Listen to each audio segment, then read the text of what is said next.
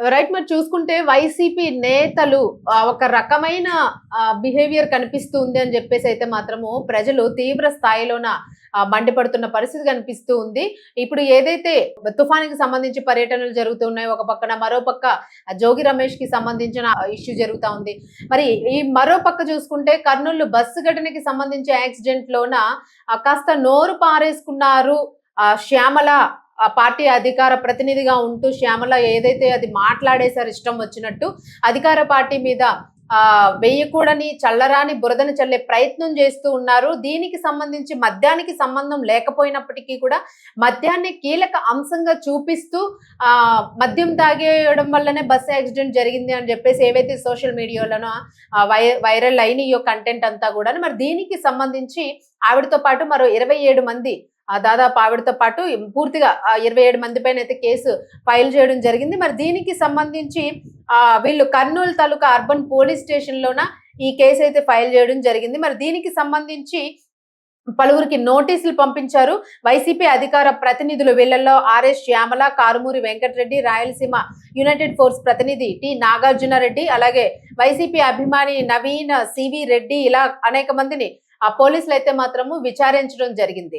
మరి ఈ నేపథ్యంలోన విచారణలోన వీళ్ళు ఏం మాట్లాడారు, అసలు వీళ్ళు ఏం పోస్ట్ చేశారు, అధికార పార్టీ పైన ఎటువంటి బురద జల్లే ప్రయత్నం చేశారు అని చెప్పేసి చూసుకుంటే, దీనికి సంబంధించి అధికార పార్టీ మీద బురద జల్లే ప్రయత్నం చేసే కన్నాను ప్రజలకి ఉపయోగపడే అంశము, ప్రజలకు ఉపయోగపడే రీతిలోన సామాజిక దృక్పథంతోని ప్రజా సేవ వైపు ఏవైనా డైలాగులు కానివ్వండి, వాళ్ళు చేసే పనులు కానివ్వండి, ఏవైనా కూడా అటువైపు వెళితే ప్రజల మనసుని దోచుకునే ప్రయత్నం చేయొచ్చు అని చెప్పేసి అయితే మాత్రము ఒక రకంగా రాజకీయ విశ్లేషకులు చెప్తూ ఉన్నారు.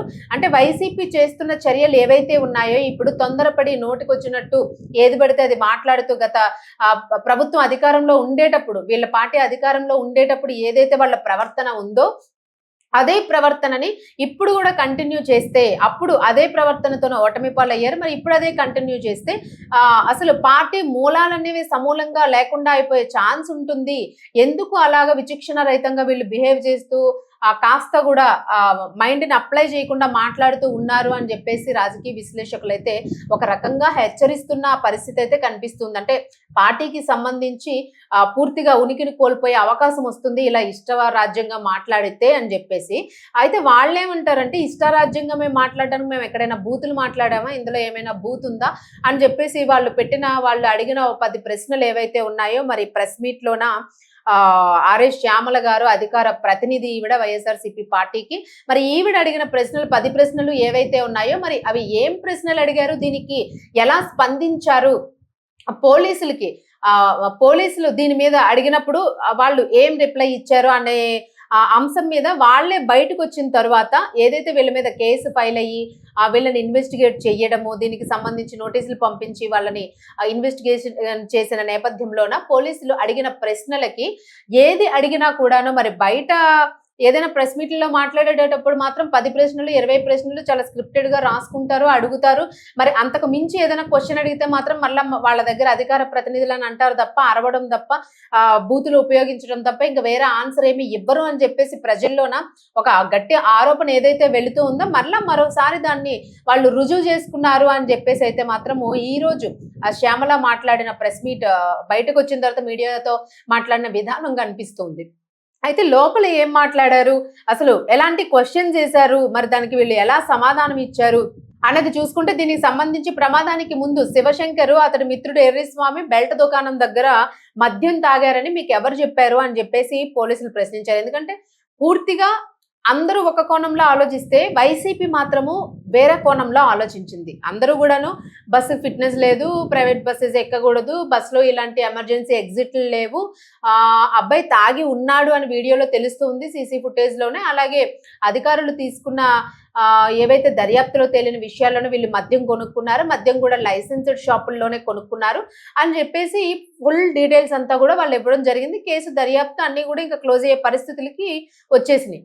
మరి అలాంటి టైంలోన వీళ్ళు నిరూపించిన పడినప్పటికీ కూడాను, అయినా కూడా యాక్సిడెంట్ అంతా ఫిట్నెస్ల గురించి పక్కన పెట్టేశారు, రోడ్ల పరిస్థితి గురించి పక్కన పెట్టేశారు, ట్రావెల్స్ గురించి పక్కన పెట్టేశారు, బస్సు డ్రైవర్ వేగం గురించి పక్కన పెట్టేశారు, అన్ని సోషల్ సమాజానికి సంబంధించిన అంశాలు ఏదైతే అందరితో పాటు సమాజం కూడా ఇన్వాల్వ్ అవ్వాల్సిన విషయాలు ఏవైతే ఉంటాయో వీటన్నింటిని పక్కన పెట్టేసి కేవలం కల్తీ మద్యానికి సంబంధించిన మాట మాత్రమే వీళ్ళు ఆ 10 క్వశ్చన్స్ లోనే ఎక్కువగా రైజ్ చేయడం కనిపించింది.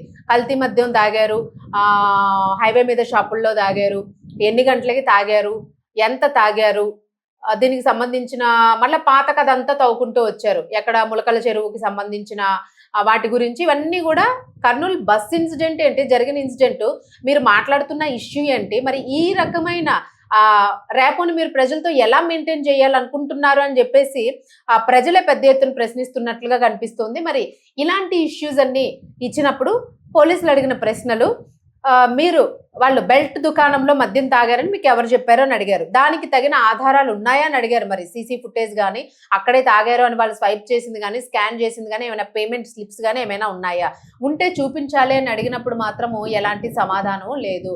నీళ్లు నములుకున్నది శ్యామల మరి బయటకు వచ్చి మాత్రం మరి మామూలు ప్రగల్భాలు లేవు అని చెప్పేసి అంటూ ఉన్నారు.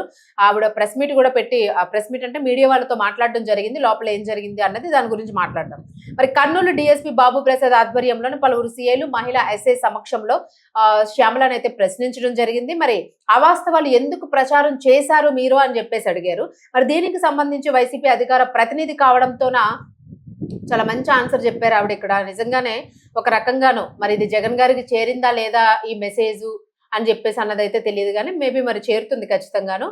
వైసీపీ ఏదైతే నేను అధికార ప్రతినిధిగా ఉన్నాను, నేను అఫీషియల్ స్పోక్స్ పర్సన్ని, సో నేను అఫీషియల్గా మాట్లాడాలి అని అంటే కొన్ని అంశాలు వాళ్ళు ఏదైతే స్క్రిప్ట్ నాకు స్క్రిప్టెడ్గా ఒక స్పెల్లింగ్ మిస్టేక్ లేకుండా ఏదైతే రాసిచ్చారో దాన్ని నేను తూచా తప్పకుండా పాటించాలి. కాబట్టి నేను వాళ్ళు రాసిచ్చిన స్క్రిప్ట్ని నేను ఉపయోగించి మాట్లాడాను తప్ప ఇది నేను ఎట్టి పరిస్థితుల్లోనే నా సదుద్దేశంతో నా బ్రెయిన్ని అప్లై చేసి నేనేదో సమాజం కోసం నేను మాట్లాడిన మాటలైతే కాదు. సో ప్రజల్లో నేను ఎలాంటి చెడు అవగాహన కల్పించడం కోసం కాదు, నేను స్క్రిప్టెడ్గా వాళ్ళు ఏదైతే ఇచ్చారో అదే మాట్లాడాను అని చెప్పారు. సో ఇది మరి తెలివైన సమాధానం అనుకోవాలా, తెలివి తక్కువ సమాధానం అనుకోవాలా, లేదంటే లోపల నుంచి నాకు తెలియదు అని ఎన్నిసార్లు అడిగినా కూడా నాకు తెలియదు, నేను చూడలేదని 3 కోతుల వ్యవహారం లాగా ప్రవర్తిస్తే మనం తప్పించుకోవచ్చు అని చెప్పేసి మరి అలాంటి సమాచారం ఇచ్చారా అని చెప్పేసి అడిగినప్పుడు ఆవిడ చెప్పిన సమాధానం అయితే ఇది. ఆ పార్టీ ఏది ఆదేశిస్తే నేను అది చేశాను అని చెప్పారు. సో మొత్తం పార్టీ మీద అంటే కంప్లీట్ గా జగన్ గారి మీదే దోసేశారనమాట. వీళ్ళందరూ పనిచేసేది జగన్ కోసము, బట్ ఏదైనా వస్తే మాత్రం మళ్ళీ ఆయన వైపు వీళ్ళందరూ కూడా బురదంతా మళ్ళీ ఆయన మీదే కుమ్మరిస్తారు. సో విచారణ అనంతరము మరి అసలు పాపం మరి జగన్ గారు ఎట్లా తీసుకుంటున్నారు వీళ్ళు మాట్లాడే మాటల్ని, మరి ఆయన ఇలా మాట్లాడి ఇట్లా చెప్పేసి బయటకు వచ్చేసేయండి అని చెప్తున్నారా, మరి ఎవరు వీళ్ళకి ఇలాంటి రాంగ్ డైరెక్షన్స్ ఇస్తూ ఉన్నారా అన్నదైతే మాత్రం ఇక్కడ అర్థం కావట్లేదు. అంటే ఏ రకంగా చూసుకున్నా కూడా మరి పార్టీలోని ఒక రకమైన ప్రజల్లో ఒక రకమైన వ్యతిరేకత వస్తుంది అని చెప్పేసి మరి వాళ్ళు ఎందుకు ఎక్స్పెక్ట్ చేయలేకపోతున్నారు అనేది అర్థం కావట్లేదు. ఎందుకంటే ప్రజలు ఎప్పుడు కూడా వెర్రి గొర్రెలు అయితే కాదు, ప్రజలు చాలా తెలివిగా ఉన్నారు. ప్రతి మాటని కూడా వాళ్ళు క్యాలిక్యులేట్ చేసుకుంటూ ఉన్నారు. ఆ పార్టీ వాళ్ళు ఎలా మాట్లాడతారు, లేదంటే మీడియా వాళ్ళు ఎట్లా మాట్లాడతారు, అధికార పార్టీ ఏం మాట్లాడుతుంది అని చెప్పేసి ప్రజలు ఈ మధ్యన మాత్రం ఇప్పుడున్న వారందరూ కూడాను చాలా విచక్షణతోన వాళ్ళు ప్రతిదీ కూడా క్షుణ్ణంగా పరిశీలించుకుంటున్నారు వారి మెదళ్ళలోని. సో ఇదైతే మాత్రం ప్రతి ఒక్కరూ గ్రహించాల్సిన విషయము. మరి దీనికి సంబంధించి విచారణ అనంతరం బయటకు వచ్చిన తర్వాత అసలు ఆవిడ ఎలా రియాక్ట్ అయ్యారనంటే చాలా ఆశ్చర్యకరంగా అనిపించింది. మరి లోపలేమో పిల్లిలాగా ఏదడిగినా కూడా నాకు సంబంధం లేదు, నాకు వాళ్ళు ఏది ఇచ్చారు అది మాట్లాడాను అన్నారు. మరి బయటకు వచ్చిన తర్వాత మాత్రము ఫుల్లీ ఛాలెంజింగ్ మాటలు మాట్లాడారు. లోపల ఏదైతే ఉందో దానికి ఆపోజిట్ వెర్షన్ కనిపించింది. మరి ఏదో అంటాం అమ్మ బొమ్మాలి, ఒక సైడ్ ఒకటి ఉంటే ఇంకొక సైడ్ మాత్రము అంటుంటాం కదా, ఇప్పుడు నన్ను ఎలా చూస్తున్నావు, నా రెండో అవతారం నువ్వు చూస్తావు అని లోపల ఒక అవతారం చూపించారు, బయటకు వచ్చాక మాత్రం మరో అవతారం చూపించారు. నాడు తాడేపల్లిలోని వైసీపీ కార్యాలయంలో అప్పట్లో ఏదైతే నిర్వహించిన విలేకరుల సమావేశం ఉందో మరి ఆ సమావేశంలోని వైసీపీ అధికారి ప్రతినిధిగా 10 ప్రశ్నలు నేను అడిగాను, వాటిలో తప్పేముంది, నేను అడిగిన ప్రశ్నలన్నీ కూడా ఇవి ఉన్నాయి, ఒకసారి నేను చదువుతాను వినండి అని చెప్పేసి ఇది తప్ప ఇది తప్ప ఇది తప్ప అని చెప్పేసి ఆవిడ మరలా తిరిగి మీడియాని ప్రజల్ని ప్రశ్నించడం జరిగింది. మరి ఎన్ని కేసులు పెట్టినా, ఎన్ని విచారణల పేరుతోని ఎన్నిసార్లు తిప్పాలని అనుకున్నా కూడాను మా పోరాటం అయితే ఆగదు, మేము ఇదే రీతిలోనే కంటిన్యూ చేస్తూ ఉంటాము. ఎలుగు బంటు తోలి ఎన్నాళ్ళు ఉతికిన నలుపు నలిపే గాని తెలుపు రాదయ్యా, మా పద్ధతి ఇంతే, మీరు మమ్మల్ని ఉతికి ఆరేయాలని మీరు ఎంత ఆలోచించినా కూడాను మీరు మమ్మల్ని మాది ఇది తప్పు, మీరు తప్పు చేస్తున్నారు, పార్టీకి నష్టం జరుగుతుంది మీరు చేసే చేష్టల వలన, ప్రజలకు ఉపయోగపడేవి మీరేం చేయడం లేదు, అసలు అక్కడ జరిగిన ఇన్సిడెంట్ ఏంటి, మీరు ఏం మాట్లాడారు అని చెప్పేసి ఒక అర్ధరహితమైన బాధను వినిపిస్తున్నప్పటికీ కూడాను లేదు లేదు మా దారి అదే అని చెప్పేసి మేము అదే దారిలో పోతామని అయితే మాత్రం చాలా క్లియర్ గా చెప్పారు ఆవిడ. సో ఏదైనా కూడా కేసులు పెట్టుకుంటే ఏదైనా కూడా మాత్రము పోరాటం చేస్తామని చెప్పారు. ఎన్ని కేసులు పెట్టినా సరే మాత్రము అది ఎట్టి పరిస్థితుల్లోనే మేము మాట్లాడే విధానం కానీ మేము చేసే పనులు కానీ ఎట్టి పరిస్థితుల్లో ఆగవు అని చెప్తూనే ఉన్నారు. మరి అయితే పోలీసుల విచారణ నిమిత్తము శ్యామల అలాగే ఇందులో ఉన్న వాళ్ళందరూ కూడాను కారుమూరి వెంకటరెడ్డి తదితరులు వీళ్ళందరూ కూడాను కర్నూలు డిఎస్పీ కార్యాలయం వద్ద అయితే మాత్రము పాల్గొనడం జరిగింది. తర్వాత బయటకు వచ్చిన తర్వాత ఇవన్నీ డీటెయిల్స్ వాళ్ళు మీడియాకి ఇవ్వడం జరిగింది. మాజీ ఎమ్మెల్యే కాటసాని రాంభూపాల్ రెడ్డి, ఎస్వి మోహన్ రెడ్డి, పలువురు వైసీపీ కార్యకర్తలు వీళ్ళందరూ కూడాను దీనికి సంబంధించిన కార్యకర్తలు అందరూ కూడా అక్కడ అటెండ్ అయ్యారు. వాళ్ళకి సపోర్ట్ అందించడానికి, అలాగే చలో కర్నూలు పేరుతోని వైసీపీ కార్యకర్తలతో కలిసి రావడం ఈ ప్రాంతంలో కాస్త అంటే వీళ్ళు ప్రజల అభిప్రాయం ఏంటంటే వైసీపీ ఏం చేసినా కూడాను ప్రజల్ని ఇబ్బంది పెట్టేదే చేస్తుంది అని చెప్పేసి, సో ఆ రకంగా వీళ్ళు బిహేవ్ చేశారు అని చెప్పేసి, ఏదైనా కూడా ప్రజలకు ఉపయోగపడింది కాకుండా ప్రజల్ని టెన్షన్ పెట్టేసి వాళ్ళని అలజడి పెట్టేసి వాళ్ళకు ఒక రకమైన భయాందోళన కలిగించేసి ఏదో చేసేస్తారని ఒక భయం కలిగించేసి రీతిలోని వీళ్ళు బిహేవ్ చేస్తున్నారు. వీళ్ళ బిహేవియర్స్ అసలు మారడం లేదు అని చెప్పేసి ప్రజల నుంచి పెద్ద ఎత్తున ఆరోపణ అయితే వినిపిస్తుంది. మరి రాజకీయ విశ్లేషకులు కూడా ఒక రకంగా అయితే కాస్త అంటే వాళ్ళ జాగ్రత్త కోసమే హెచ్చరిస్తూ ఉన్నారు. మీరు కాస్త అన్ని అదుపులో పెట్టుకొని మాట్లాడితే ఏమైనా ప్రజల మనసును గెలుచుకునే ప్రయత్నం చేయడానికి ట్రై చేయండి తప్ప ఇలాంటి పనికి మాలిన అంటే దేనికి ఉపయోగపడకుండా టైం వేస్ట్ చేసుకుంటున్నారు అని చెప్పేసి అయితే మాత్రం అంటూ ఉన్నారు. మరి దీనికి సంబంధించి నెక్స్ట్ ఎలాగా మిగిలిన కార్యకర్తలు మిగిలిన అధికార ప్రతినిధులందరూ కూడా ఎట్లా రియాక్ట్ అవుతారు, మరి వాళ్ళు ఇంకా దీన్ని ఆపము అని చెప్పారు కదా, దీనికి మించి ఇంకేమైనా చేసే ప్రయత్నం చేస్తారా అన్నదైతే మాత్రము వెయిట్ చేయాల్సి ఉంది. మరి దీనికి సంబంధించి మాత్రము ఎట్టి పరిస్థితుల్లోనే అధికార పార్టీ మాత్రము ఏవైతే బురద జల్లాలని ప్రయత్నం చేసినా లేదా వెనక ఎలాంటి కిరికిర్లు ఎలాంటి ప్లానింగ్స్ చేసినా కూడాను చేయకూడని తప్పులకి చేయకూడని పనులని ఏదో రకంగా ఇరికించాలని ప్రజల్లోనే ఒక రకమైన నెగిటివ్ భావాన్ని తేవాలి అని ఒకవేళ ప్రయత్నం చేసినా కూడాను అది వాళ్ళకి తిప్పి కొడతాం ఖచ్చితంగా అని చెప్పేసి అయితే అధికార పార్టీ నాయకులు చెప్పడం అయితే జరుగుతుంది. మరి ఏది ఏమైనా కూడాను ఏ ఇష్యూనైనా కూడాను మీరు స్వలాభం కోసం తీసుకోకుండా ఫస్ట్ ప్రజల కోసం పోరాటం చేస్తే ఖచ్చితంగా ప్రజలు మనసును గెలుచుకునే అవకాశం అయితే ఖచ్చితంగా ఉంటుంది అని చెప్పేసి మాత్రము దీని పూర్తి అర్థం చేసుకుంటే బాగుంటుంది అని చెప్పేసి అయితే మాత్రము ప్రజలు రైజ్ చేసిన క్వశ్చన్స్కే మనం ఈరోజు ఈ విశ్లేషణ ఇవ్వాల్సి వచ్చింది. సో కాస్త జాగ్రత్తగా ఉంటే మాత్రము ఉన్న కొంతమందిని కూడా వైసీపీ కాపాడుకోగలుగుతుంది భవిష్యత్తులో. లేదు అని అంటే మాత్రము సమూలంగా ఇంకా ఆ పార్టీని ప్రజలు కూడా మర్చిపోయే పరిస్థితులు ఏర్పడతాయి అని చెప్పేసి అయితే హెచ్చరిస్తూ ఉన్నారు. సో శ్యామల గారు ఖచ్చితంగా ముందుగా ఆవిడ మాత్రము కొంచెం దుడుకుగా ఏదేదో చెయ్యాలని ప్రయత్నం చేస్తూ ఉన్నారు.